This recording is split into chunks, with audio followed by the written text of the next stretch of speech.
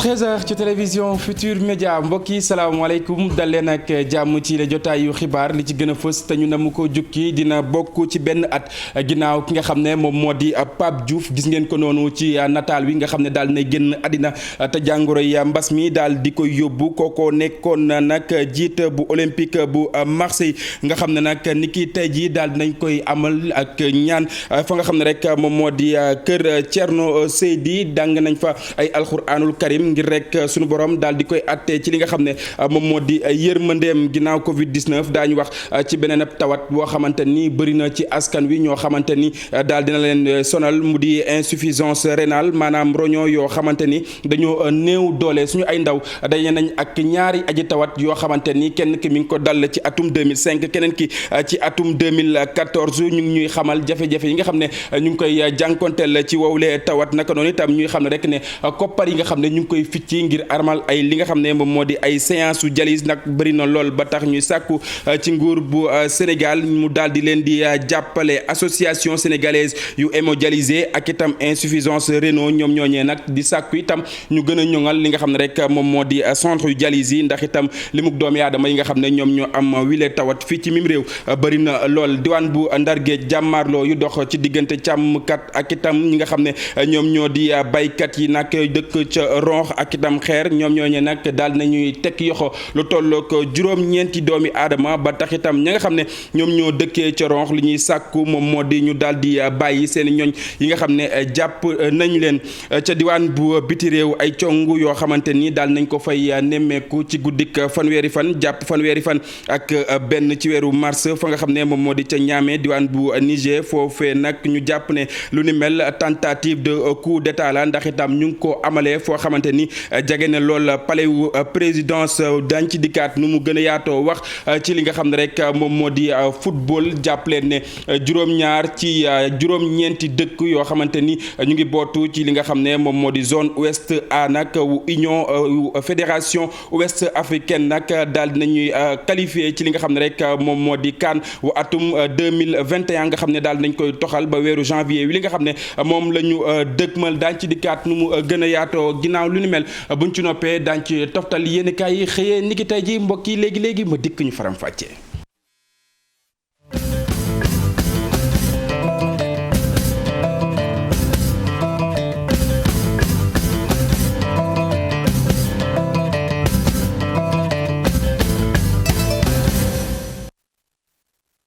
jërë ngeen jëf mbokk yi ñu nuyuwaat leen ci gën gi nuyu rafetlu ànd bi ak télévision Futur Média jàngoroy mbas mi jàpp leen ne ni ki démb ñaari doomi aadama daal nañuy toftalu ci lim bi nga xam ne ñoom ñoo ci jot dëddu junni ak juróom fukk ak benn ci ay doomi aadama nag ñoom ñoo daal di ñàkk seen bakken ginnaaw bi coronavirus ganese réew bu Sénégal ba suñu jonn yàllaay tey junni ak juróom benn téeméer ak juróom-ñaar ci ay test la ñu def nag ñeent fukk ak ñaar ci ay cas communautaire la ñu am duñu sori dañuy dem ca ministère de la santé fekk fa docteur Mamadou Ndiaye mi ngi doon kàddu bés bi. junni ak juróom benn téeméer ak juróom-ñaari test yi ñu def juróom-ñett fukk ak juróom-ñaar ñoo ci positif yooyu am nañ ci ñeent fukk ak juróom cas contact mooy ñi jot ci mbas mi fekk dañoo jaxasoo woon ak ñu yore doomu jàngoro ji amuñ ci benn cas bu jógee bitim réew maanaam importé waaye am nañ ci ñeent fukk ak ñaar yi ñu tuddee cas communautaire ñooñu mooy ñi jot ci mbas mi fekk xamuñu fi ñu ko jëlee wala ki leen ko wàll juróom-ñeent fukk ak ñett si malade yu entré woon hôpital ak ñu doon topp ci biir kër yi wér nañu bés ni ki tey dinañu génn bu si yàlla ànde fanweeri malade ñoo nekk réanimation ñaari malade ñàkk seen bakkan bu su démb talaata fanweeri fan ci weeru mars miñ nekk ñeneen ñi des hôpital ñu ngi am tan ci bésu tey dalee ko ci kaa bu njëkk ba Sénégal wëññi na fanweeri junni ak juróom-ñett ak juróom-ñaar téeméer ak juróomi kaa ñi nga xam ne jot nañ ci doomu jàngoro ji ci ñooñu fanweeri junni ak juróom-ñaar ak ñett téeméer ak ñaar fukk ak benn wér nañ si junni ak juróom fukk ak benn ñoo ñàkk seen bakkan mu des ñett téeméer ak fanweer ak ñaar si lalu hôpital yi ak ci malade yi nga xam ne ñuy leen topp ci biir kër yi. mbokk yi maa ngi leen ko doon junj sànq benn at ci ren nga xam ne Pape Diouf daal di nay dëddu kookee nag nekkoon président bu olympique bu Marseille xam ngeen ne jàngoroy coronavirus moom moo ko daal di faat niki tey ji itam amal nañ jàngum alxuraan fa nga xam ne moom moo di ca kër Thierno Seydi ngir rek sunu borom daal di koy àtte ci yërmandeem waaye itam daal nañuy wax ci jëmm joojee nit ki mu doonoon ci réew bu Sénégal rawatina wàllu biti réew ñu teewlu reportage bu Modou Fall ak Amadou Ba. Je sais simplement qu'est-ce que je veux dire il me manque beaucoup. kaddu yi di wane naqar gi nga xamante ni mooy perse ki di Thierno Seydi tey jii nag mu toll ci at bi fi Papa Diouf dëddoo moom mi jiite woon olympique bu Marseille Covid-19 moo ko yóbbu mu nekk nit koo xamante ni foo ko natt romb na fa di gis-gisi ay ñoñom. Un an après dafa mel ni que mbir mi tey la parce que génn àdduna Pape dafa changé lu bari ci man dafa ébranlé lu bari ci man mais boo nekkee jullit day am iman di ko nangu. Je disais souvent quand on était à l'OM qui s'appartenait plus, qui s'appartenait pas. Pape a su diffuser une énergie absolument incroyable à tout le monde et a su amener quelque chose de positif dans les vies des uns et des autres. liggéey bi ràññeeku yóbbu raaya Sénégal ci li mu doon yëngatu ca fa mu gën a kowee ci àdduna bi. wante ñoom ñi tey ñu ngay dalal xel yi nii danañ def seen kéem kàttan ba nga xamante ni mboolem projet bu fi Papa Diouf bàyyi daañu ko jëmmal. Pape warta bu génne àdduna bañ a existé ci moo tax man ak ñeneen ñu mu tete ñu xam ne ñoo nekkoon ay ñu xam ne dañ ko jege dañu décidé ne lépp lu mu bëggoon sumba nekkoon ci dañ ciy jéem a jàpp diis na nag parce que Pape dafa am benn dimension wax ñun ñëpp kenn amu ko ci. tey par exemple tey ca Marseille ñu ngi lancé fondation Pape Diouf. Il y avait quand même pas mal de projets sur lesquels il avait commencé à travailler, à élaborer. Maintenant, voilà. Il y a certains projets comme le centre, l'académie, ou des choses qu'on pourra continuer parce que ça, c'était des projets qu'on avait déjà mis en avant. Thierno Seydi ak ñooñu Papa Diouf yi tey jii wane nañu seen cofeel ak seen jàpp ci way dem gi Papa Diouf nag nekk nit ku njëkk ku Covid-19 faat fii ci Sénégal ñu ñaanal ko tey ci kër Thierno Seydi Pape repose en paix. Qu'il repose en paix Modou Fall ñu ñaan rek sunu borom daal di koy àtte ci li nga xam ne moom moo di yërmandeem ñu wëyal xibaar yi mbokk yi wax ci leneen loo xamante ni maa ngi leen ko doon junju bi ñu door yi la jotaayu xibaar daañu leen xamle ñaari nit yoo xamante ni dañoo amee tawat mu ñeel insuffisance rénale maanaam roño yoo xamante ni dañoo néew doole kenn ki mi ngi ko dal ci atum 2005 keneen ki mi ngi ko dal itam ci atum 2014 ñu ñuy wax jafe-jafe yi nga xam ne lamboo na ci wile tawat ñu ngi ko doon dund ba sax nag seen yaakaar mujjoon naa tas naka noonu itam ñuy sàkk bu baax a baax ki leen dimbali ndax itam koppar yi nga xam ne ñu ngi koy ficci jàppaleen ne ci rek ñetti ci benn ay bés daañu lu tollook fukki junni ak ñett ngir amal ñetti séance ci benn ay bés lu ni mel doon na loo xamante ni métti na ci seen i ay gafaga suñu ay ndaw daje nañu ak ñoom ca centre wu dialyse wu Saliou Fall ca diwaan bu Pikine ñu teewlu ndongoka ak Asmalik Diop. 2005 fekk Alioune Sarr daal di am fukki at ak juróom-ñett ci boobule at lañu ko xamal ni nag dafa daal di amee lii di feebaru insuffisance rénale lii di première séance de dialyse bu mu njëkk a def mi ngi ko def nag ci atum 2008. métti woon na nag au début mais comme que xale laa woon j'avais que 18 ans juste moo taxoon gëwuma woon sax bon ne am naa feebar bu ma dal affaire yooyu quoi mais métti woon na au début trop avant may dem séance de dialyse en 2008 son première séance.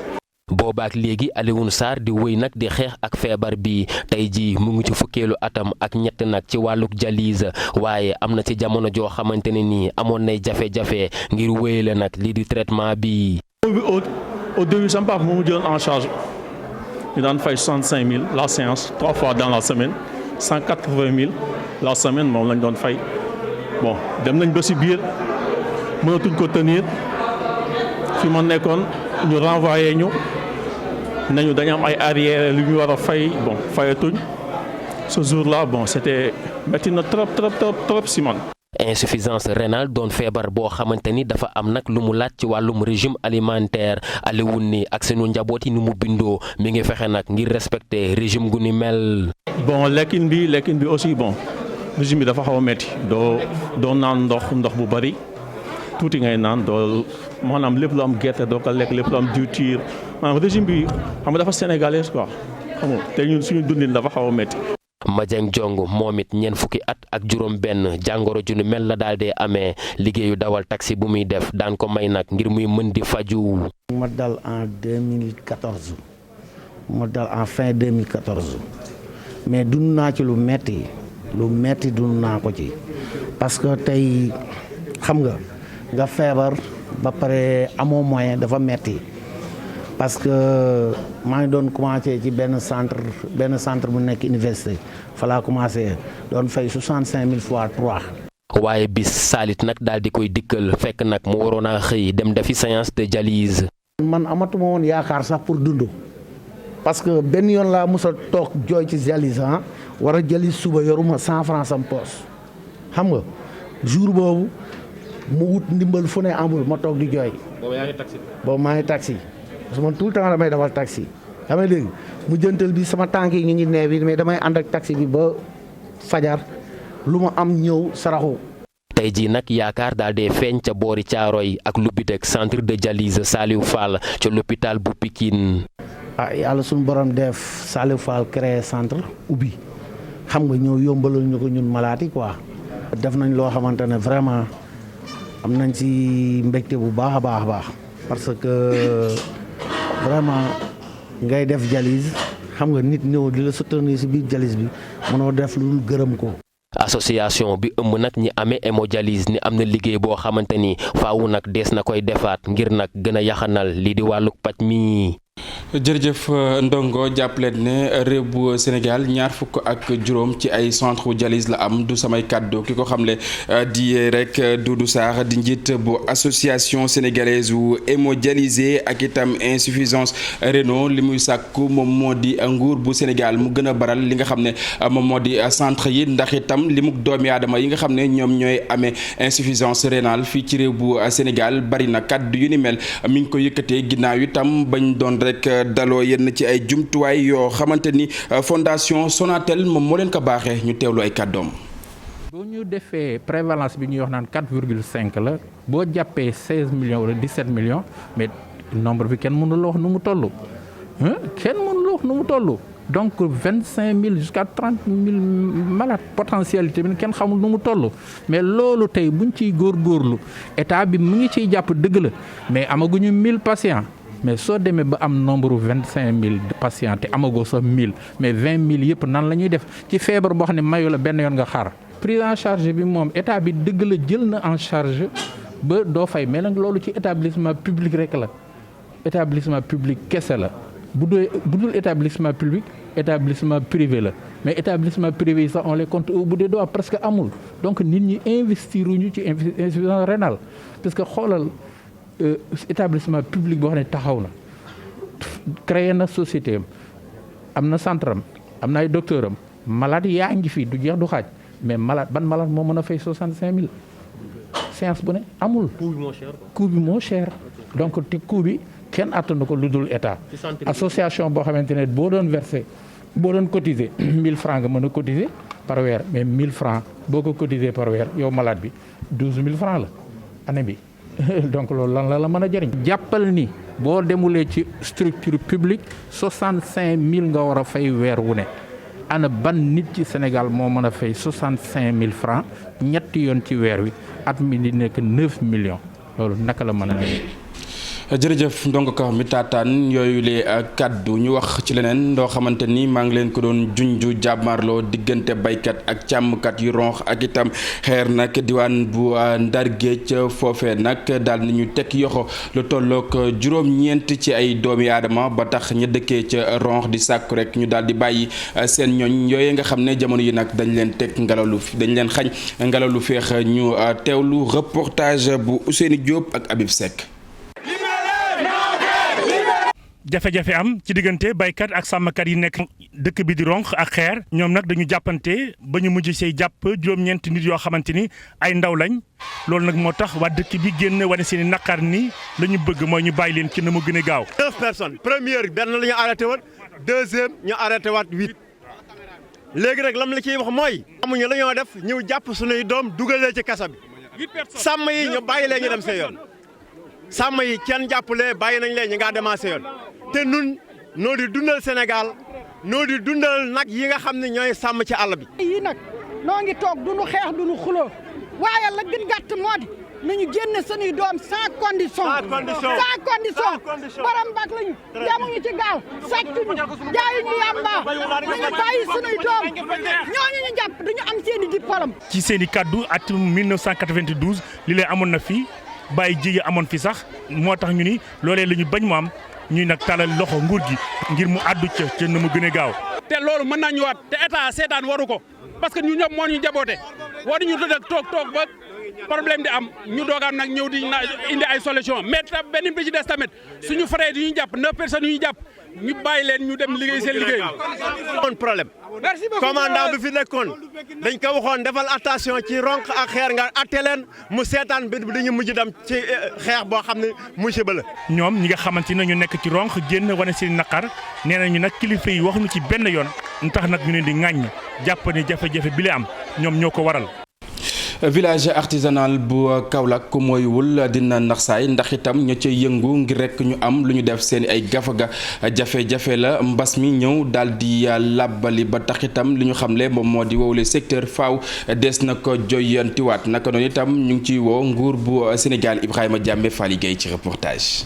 artisanat bi nag bokk na ci secteur d'activité yi nga xamante ni daanaka moom la mbas mi gën a laal ci village artisanal bu Kaolack bërëb yaa ngi ne sëlëw artisan yi di yuxu ndax liggéey bi demeetul noonu le ñu jàpp ne nag seen secteur war nañ ko xoolaat bu baax a baax. ne gën a organiser secteur artisanal ci li koy doxal kanam mu jëm kanam. ñu jàpp ne nag ngir joxaat gëdd lii ci métier artisanat fa nguur gi dugal ci loxoom jàppale leen ci wàllu formation ak ci matière première bi. li ma ci bëggoon a rajouter mooy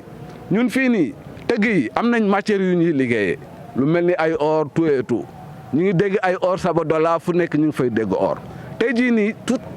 même pas 10 minutes maa ngi teg sama téléphone di jokkoo ak sama benn client boo xam ne nii dafa bëgg benn. lu mu jëndal jabaram mais bu ma ko waxee njëg gi fi mu toll ba pare ne ko aussi du ma ko mën a def léegi parce que au moins matière bi loolu aussi handicap la xam nga pour mu jàppale artisan yi matière yi ñuy liggéeyee na koy yembal mu nekk seen wet. ba tey ñu gis ne lii xew ci yeneen réew mi war na fi mën a am bu fekkee ne gën nañ takku organiser wu. dans certains pays européens il y a des écoles qui apprennent de faire la bijouterie. Oui. Comme les élèves qui vont à l'école. Hommes comme femmes. Des jeunes filles qui apprennent de faire la bijouterie. artisan yi nag ne gisaguñu benn dërëm ci ndimbal bi nga xamante ni moom lañu jagleel seeni secteur ñuy xaarandi nag bu baax a baax lii di deuxième tranche bi di laaj itam seen wàll ci 350 milliards yi nga xamante ne président de la république moo ko annoncé fan yee ñu génn pour jagleel ko xëyu ndaw yi. nga jaga ca commune bu Notto Gouye Diama foofee nag mbandum gaz wa nga xam ne lakkoon na ko nee nañ naam fay nañu nag waaye mu mel ni jafe-jafe yaa ngi fay wéy ndax itam ñàkkub kaaraange askan wa nga xam ne ñoom ñoo fa nekk itam daal ñu fi toftal na rek ne war nañoo mën a xëy bu baax a baax ci lépp loo xamante ni ma nga ca gox ba seeni ay yoxo daal di fay laale ci aw forum boo xamante ni amaloon nañu ko te rek forum civil gunge woon leen ci wowle wàll ñu teewlu reportage bu Cheikh Anta Diop ak Seylatir.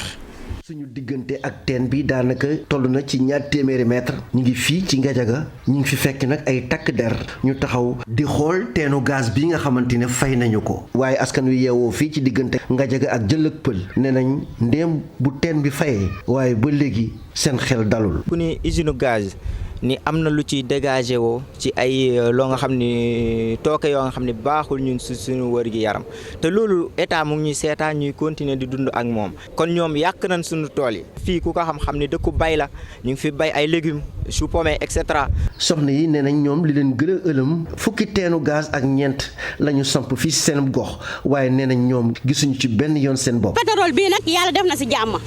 fay na fan yi teenu gaz fu mu nekk fee sama rakku yaay fee la doon sëy gis nga fii nii ba si garab gële keroog bañ leen ëkkatee jow ñu leen jox motul dara yi nga ñaari néeg la fa tabax xaas bi jeex da xam nga loolu du yoon xale góor yi nekk fii dañuy roose dañuy bay waaye normalement dañoo war a am liggéey. Birahim Seck mi nga xamante ne moom mooy coordonnateur bu forum civil ñëwoon fii gis ne ñii di waa Ngadiaga ñu war a taxawu lañ. li ñu taxaw nii ñu ngi toll ci presque lu toll ci 300 mètres diggante fi doon tàkk ak kër yi nga xam ne ñoo nekk à côté. da nga yéemu ci yàlla ni population di dundee ci ñàkk ndox ci ñàkk infrastructure de santé lépp loo xam ne ci responsabilité sociétale la entreprise bi jàpp naa ne def ko. askan wi yeewoo fii ci Ngadiaga nee nañ nag ñu ngi sàkku nag ci nguur gi mu indi beneen taxawaay ngir jàppale leen. ginnaaw Ngadiaga weneen ab gox woo xamante ni ñu ngi fii ci réew mi waaye gën na ko sori nag mu mel ni ñenn ci ñoo xamante ni ay cëslaay lañ ca diwaan bu Kolda ñoom ñooñu nag ñoo doon wëy di ñaax ñi nga xam ne ñoom ñoo di ndaw ñi lañ ca jublu moom moo di jàmm daal di sax fii ci réew bu Sénégal lu ni mel itam ñu daal di def kéem kattan ngir rek xoolaat li nga xam ne moom moo di seen ak toogaay diwaan bu Kolda Abdoulaye Diallo. ngir askanu Sénégal wéy doon benn te jàmm law fu ne ci biir réew mi. ñi amee ndombol tànk ci diwaanu Kolda ñoo daal di sol seeni dàll ngir dem wax ak ndaw yi ci goxu kaw yi li ni mel moo xew ca goxu Médina Chérif bi nekk ci kaw route nationale numéro 6. gis nañu lu xew ci Sénégal am na loo xamante ni du aada Sénégal du cosaan Sénégal ci culture ci politique ci leneen mais wante aussi ñu ngi profité ci occasion bi pour wax ni xale yi Sénégal. li gën a am solo mooy nañu waxtaan nañu am ay comportement boo xamante ni day tax sénégalais yi di mun a ànd di mun a liggéey suñu dëkk. ñuy ñaax ndaw yi ndax ñu bañ a bokk ci lépp li ajowoo wàllu fitna. ñun ñëpp ñoo war a ànd Sénégal xamul violence te li am fii nii ñaan naa yàlla fekk fii la yem ci Sénégal ñu ànd ci démocratie. démocratie mooy lan élection présidentielle su jotee nañu dem élection ku gagné ñu xam ne kii mooy gagné ñu bàyyi ko mu gouverner ku perte na def ci opposition boo xamante ni doo woote ci fitna doo woote ci loo xamante ni day lor doomu aadama. parce que image Sénégal waruñu ko yàq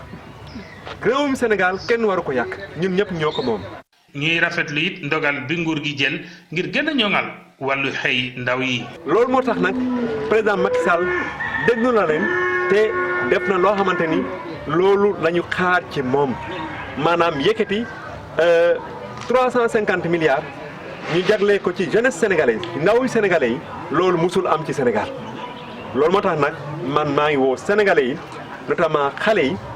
jeunes yi nañu ànd ñun ñëpp ñu liggéey Sénégal ñu profité nag ci financement bi. goxu Médina Chérif mi dalal bassin de l'Anambé jarafu gox ba ñaax na ndaw yi ndax avantage yi leen maam yàlla ji may ci wàllu mbéy ñu bañ ko foowee.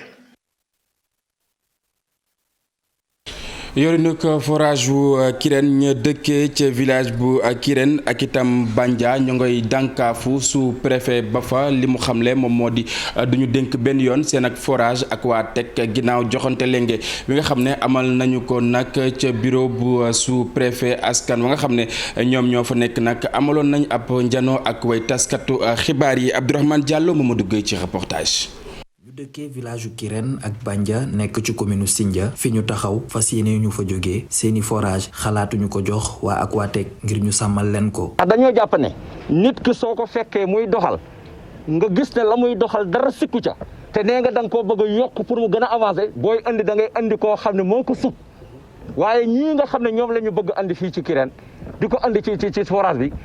ñun yëg nañu ne ala kulli xaalin xool nañ leen càmbar lañ leen. def nañ ci ñoom ay étude Sénégal ba mu daj amuñ fu ñu jaar jàll. ñu yokk di xamle ni société bii amalu leen benn njëriñ ndax ñëw fa pour taxawu askan wi. seen doxalin lëmb na àddina bi yëpp ne gestion bi ñuy def gis nañu ne jagul arrangé wuñu loolu moo tax nag ñun ñu taxaw jàpp ne loolu duñu arrangé te it nanguwuñu ko te duñ ko mas a nangu. li ni mel sax a tax ñuy xamle ni duñu may benn waay buy liggéeyal Aquatech teg tànkam ci seeni forage boobu. kon balaa muy jël ndox mi dañu ne day jaar suñu kaw loolu moom duñ ci waxantu day jaar suñu kaw jaar ci kaw doole ñu xam ne doole la ñuy jaay waaye du xel du xam-xam bu boobaa ñu doog a xam ne loolu ñoom ñu réussir ci te bu boobaa it yaakaar naa ne bu ñu jaar ci suñ danañu dekkiwaate songaat leen. ci fàttali semaine bii ñu génn sous-préfet bu Sindia amaloon na ci biir bureau joxante lenge diggante waa Aquatec ak benn comité. jëriñ ji ñu dénk wàllu développement communautaire moom Samba Ndiobène Kanak amaloon na lancement wu ñaareelu phase bu réalisation yu ay forage mu ñeel PUDC nag jàppale ne Sinthiou Kalding nag dina amal ab forage yoo xamante ni lañ ca ficci ci ay koppar ëpp na lu tolloog 200 millions ci suñu ay koppar naka noonu itam jàppale ne fukk ak juróom benn ci ay village yoo xamante ni ñu nga nekkee ca commune bu Paskoto nag ca département bu Kopentoum daañu jëfandikoo mbir mu ni mel Moussa Omar Gueye Amadou Diédhiou. Kalding ci département bu Koumpentoum rawatina ci commune bu Paskoto fa la ñu tàmbalee ñaareel bi phase ngir nag tabax ay forage ak yu ni mel ngir nag jagleel askan wi ñu am ndox loolu nag jaarale ko ci projet bi ñu naan PUDC am ni banque mondiale ñoo leen jàppale ci financement Sinthiou Kalding nag war a am benn forage boo xam ne njëgam war na toll ci 200 ak fukki millions ci sunu koppar am château d'eau boo xam ni dina am lu toll ci 100 ak juróom fukki mètre cube benn forage boo xam ni dina lëkkale luy toll ci fukk ak juróom benn village ci mu war a toll ci fukk ak juróomi kilomètre ba kenn du fi neeti kumba am ndey kumba amul ndey mooy ki dëkk Sinthiou Kandi ki dëkk Ferlo du Sénégal ki dëkk biir Ziguinchor ki dëkk Kilikoro ak ki dëkk Dakar ak Thiès ñoo bokk yem ci réew mi loolu nag mu ne warul nekk kese wax kese dafa war a nekk ay jëf moo tax mu créer programme yu am solo yu ñu naan Promoville mu créer PUDC mu yënguti ci dëkkaan yi muy communes yi ci monde rural bi mu créer Puma muy yëngu ci lépp loo xam ne dëkk la bu nekk frontière ak beneen réew. ñu ni nag liggéey boobu ci xayma ak tënk ci Sénégal wëngal këpp war nañu defar lu toll ci 4 fukki château d'eau muy ay forage yoo xam ne nag danañ ko def ci diggante Thiès Matam Saint-Louis Kaffrine Louga Kolda Sédhiou Ziguinchor ak Tambacounda. kii di maire bu Paskoto moom nag dafa ñaan kii di directeur national bu PUDC muy Cheikh Diop mu jàppale leen ci ay yoon waaye itam ba tey mu jàppale leen ci dëkk yi nga xam ne jotaguñu am courant ñu mën a am courant. xibaaru biti réew mbokk yi jàppaleen ne ay cong yoo xamante ni daal nañ koy nemmeeku ci guddik fanweeri fan jàpp fanweeri fan ak benn ci weeru mars wile nga xam ne moom la ñu nekk nag foofee nga xam ne moom moo di ca Niamey diwaan bu Niger foofee nag ñu ngi ko amalee ci ab quartier woo xamante ni jege na lool palais wu présidence wa naka noonu itam coup d'état la ñu njort na rek ne moom moo waral mbir mu ni mel ba tax itam ña nga xam ne ñoom ñooy rek càmm wala bokk aar kaaraangay ki nga xam ne nag moom moo fas yéene waat di Mohamed Bassoum nag ñoom ñoo rek daal di aaye mbir mu ni mel daal di am. ñu wax ci weneen ab dëkk ca diwaan bu États-Unis foofee nag jàpp leen ne ñàkk wi di Pfizer ak itam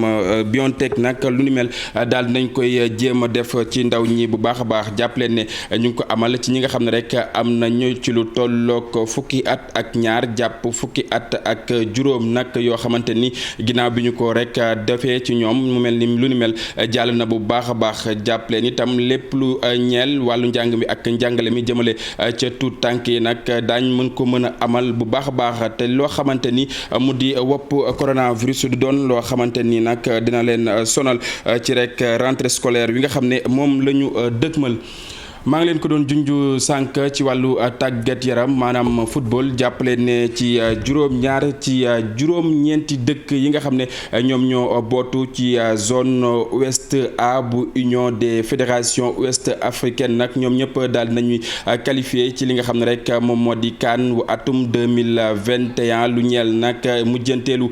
bés bu éliminatoire jàppale ne Cap Vert ak Guinée Bissau Mauritanie ñoom ñëpp nag daal nañuy dëggal seen bopp ngir rek amal ab taxawaay fa nga xam ne rek moom moo di ca Cameroun jàpp leen ne ñeent ci sélection yi moo xam réew bu Sénégal Mali ak Guinée ba ci sax fa nga xam ne moom moo di ca Gambie ñoom itam dëggal seen bopp bu baax a baax seen taxawaay mu ñeel nag li nga xam ne moom moo di Libéria nag nga xam ne daal ne amal liñ koy éliminer ci li nga xam ne rek moom moo di préliminaire yi nag Tchad moom moo daal di amal lu ni mel lu ñeel lépp lu soxal dëkk bii di Sierra Leone nag jamono yi mi ngi des bu baax a baax ci li nga xam ne moom moo di jongante bi ndax Sierra Leone nag moo nekk mujjanteelu muy feeñ ci li nga xam ne rek moom moo di phase bu CAN ci atum 1996 ba suñu joon yàllaay tey la rek gagné woon ngir rek daal di qualifié fa nga xam ne moom moo di ca Bénin mu ñeel juróom-ñaari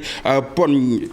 mbokk yi lu ni mel buñ ci noppee ñu daal di ci toftal yéenekaay yi xëyee niki tey ji ñu ànd ci ak Mamadou Mohamed Ndiaye.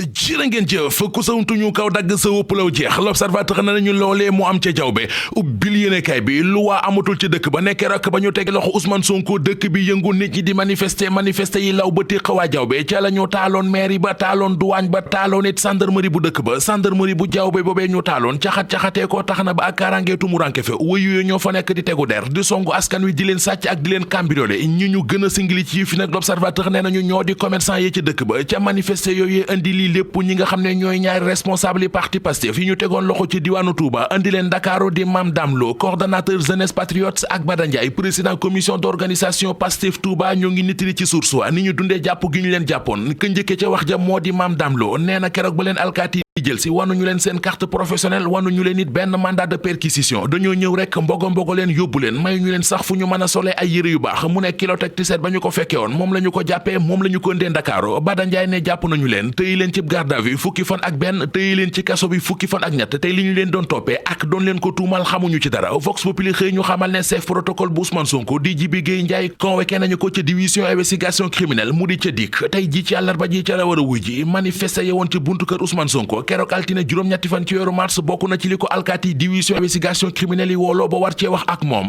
ñoom waa parti Pastef nag Vox nee nañu li ñu gis ci yëf yi moo di dañu leen di jéem a xoxotal te li ñuy def waroon na lool ak li leen xalifa général des mourides di Serigne Mountakha Mbacké Bassirou santoon département d'état bu Amérique Les Échos nee nañu rapport bi ñuy def at mu nekk jëmale ko ci tolluwaayu droit de l'homme ci àdduna bi ci seen rapport bu mujj bi wax nañu ci ne àq ak yelleefu doomu aadama mu di droit de l'homme lu sooxe la ci réewum Sénégal nekki nu nit ñi ci kaso yi sajji xef yi ñuy sajji xef góor jigéen ak lesbiennes yi ak ñi bëgg a manifester ñu leen koy aaye ba di leen ci jaay doole Les Échos nee nañu yii mooy yi américains yi dajaleel Sénégal ba tax ñu épinglé ko ci seen rapport bi beneenub rapport ci la Sénégal rapport la bu tukkee ci jàngat ak gëstu boo xam ne docteur Ndeye Amy Ndiaye def na ko Ndeye Amy Ndiaye docteur la ci wàllu droit international pénal di jàngaleet ci université Cheikh Anta Diop bu Ndakaaru jàngat bi mi ngi jëm ci fitnalante gi ñuy nemmeeku ci diggante góor ak jigéen étude ba nee na bu ñu jëlee ñi nga xam ne ëppal nañu juróom fukki at góor ñi ciy dund fitna ñoo ëpp jigéen ñi mag ñiy dorogewu di personne troisième âge réew mi quotidien nee nañu foofeet am na rapport buy wane ne ñi am lu ëpp juróom benn fukki at ak juróom ak lu tekk ñi ci tàmmu dorogewu kenn mënu leen a tàggale ak dorog kañ la train express régional bi di déq lii quotidien nañoo njeexteel at mi ñu nekk mooy date bi ñu joxeeti